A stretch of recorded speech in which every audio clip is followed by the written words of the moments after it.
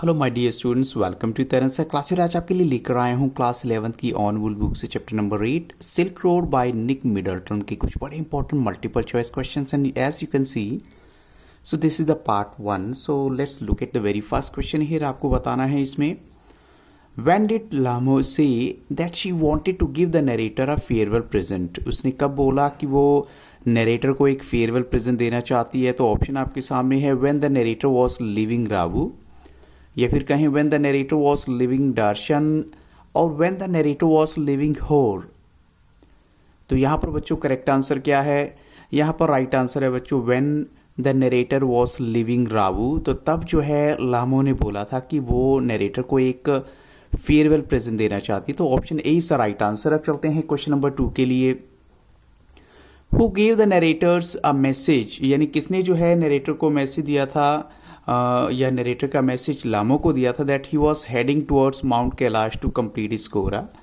तो यहाँ पर जो नरेटर के इस बारे में कि वो माउंट कैलाश जाना चाहते हैं अपना कोरा कंप्लीट करने के लिए, वो मैसेज नरेटर का लामो को किसने दिया था? तो ऑप्शन आपके सामने है सीतन, नोरबू या फिर डैनियल। तो 3 ऑप्शन आपके सामने हैं एंड आपको बताना है करेक्ट आंसर यहाँ पर क्या है बच्चों। और यहाँ पर राइट आंसर है Daniel. Option C is the right answer.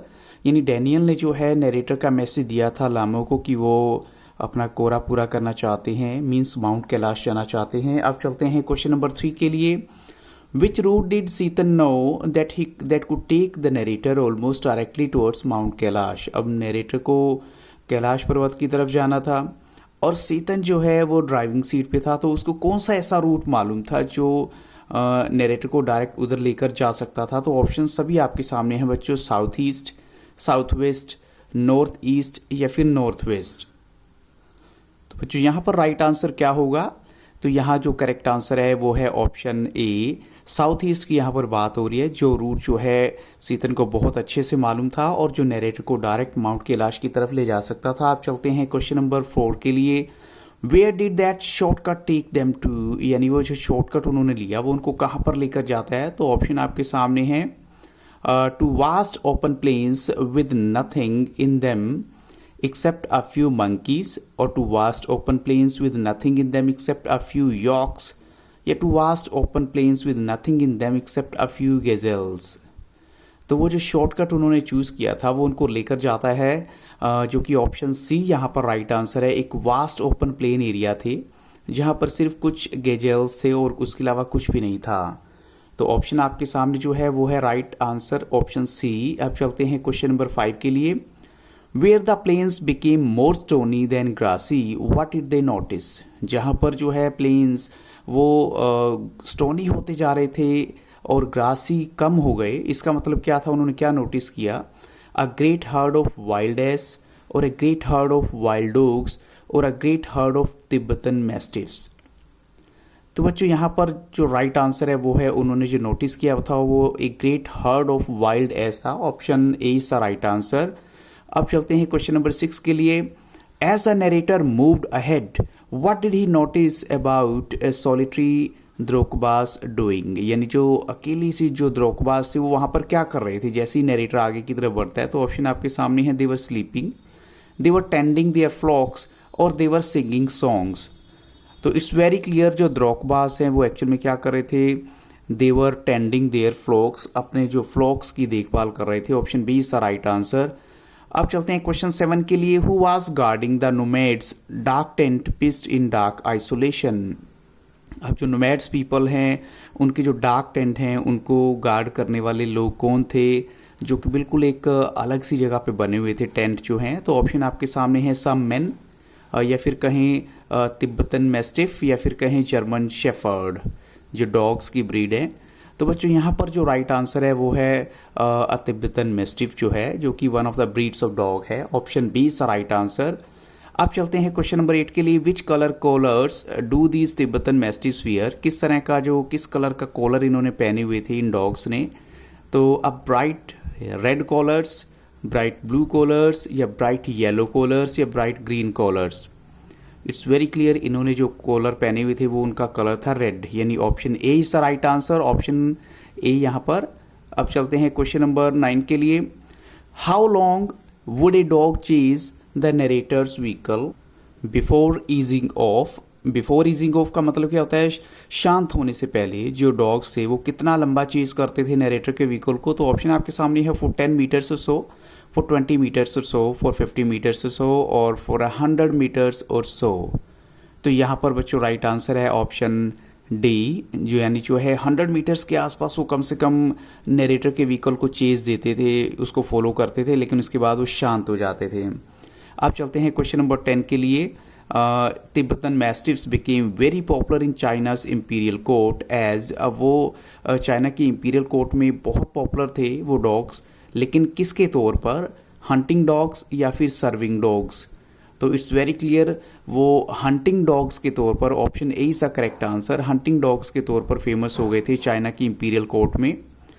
Question number 11 है, in the valley what did the narrator and Tsetan notice about the river. Valley में जो है नरेटर और सीतन ने क्या नोटिस किया था, तो ऑप्शन आपके सामने है इट वॉज वाइड, या कहें it was mostly cloud with ice, या फिर ये कहें कि the ice in the river was white and glinting in sunshine, या कि सारे के सारे ऑप्शन ही जो हैं जो रिवर के बारे में कहे गए वो सब के सब राइट हैं।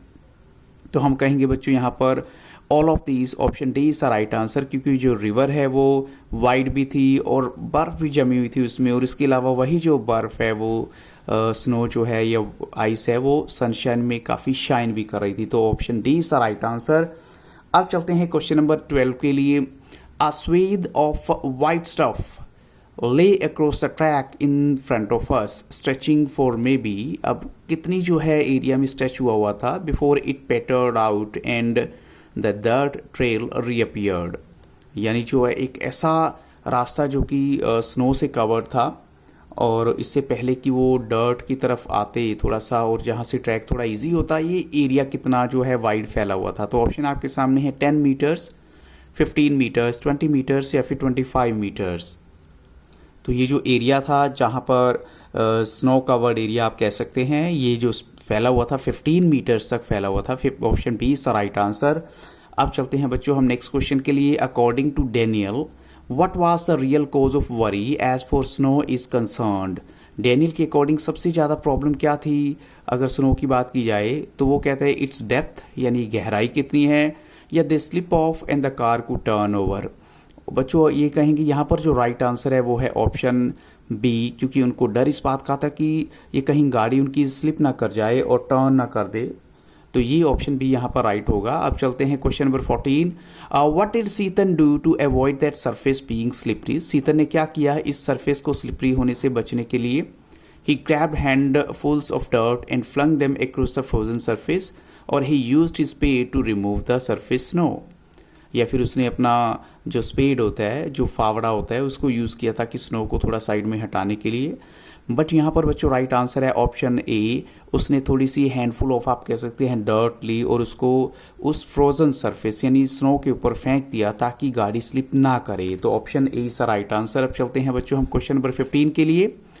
When the narrator reach the top of the pass what was it's height. यानी जब हाइट आपको बतानी, जब टॉप ऑफ द पास पहुंचे तो वहाँ क्या थी हाइट। तो यहाँ ऑप्शन आपके सामने है 5000 मीटर्स, 500 मीटर्स और 5300 मीटर्स या 5515 meters. So all options are almost similar, लेकिन बच्चों यहाँ राइट आंसर क्या है।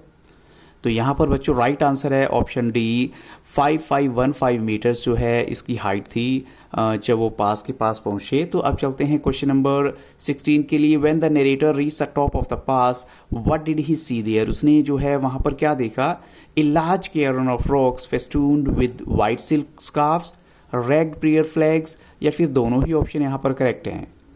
तो बच्चों हम कहेंगे नरेटर ने यहाँ पर दोनों ही चीज़ें देखी थी। Option C is the correct answer, both A and B जो है हम कहेंगे। अब चलते हैं क्वेश्चन नंबर 17 के लिए। By late afternoon they had reached a small town of, यानी दोपहर के वक्त कौन से एक छोटे टाउन में पहुंचे, back on the east west highway. इस ब्लैंक को आपको फिल करना है। तो ऑप्शन आपके सामने है डाचन, या एक मेडिकल कॉलेज था, या फिर रावू था, या फिर होर। तो बच्चों यहाँ पर उस जो छोटे टाउन की बात हो रही है वो टाउन था होर, HOR जिसे हम कहेंगे, जहाँ वो पहुँचे थे आफ्टरनून टाइम में। अब चलते हैं क्वेश्चन नंबर 18 के लिए। Which trade route has been mentioned in the story. किस ट्रेड रूट की बात की गई है यहाँ? Lhasa to Jammu, Lhasa to Srinagar, Lhasa to Kashmir या फिर लाहसा टू चाइना। तो बच्चों यहाँ पर जो ट्रेड रूट की बात की गई है वो बहुत फेमस है, वो है Lhasa to Kashmir. Option C is the right answer. अब चलते हैं क्वेश्चन नंबर 19 के लिए। Where did Tsetan and the narrator did a farewell to Daniel. उन्होंने जो है डैनियल को फेयरवेल कब दी, कहाँ पर दी? ऑप्शन आपके सामने है, outside a tea shop, outside a tyre repair shop, और आउटसाइड अ कैफ़े, और आउटसाइड अ रेस्टिंग प्लेस।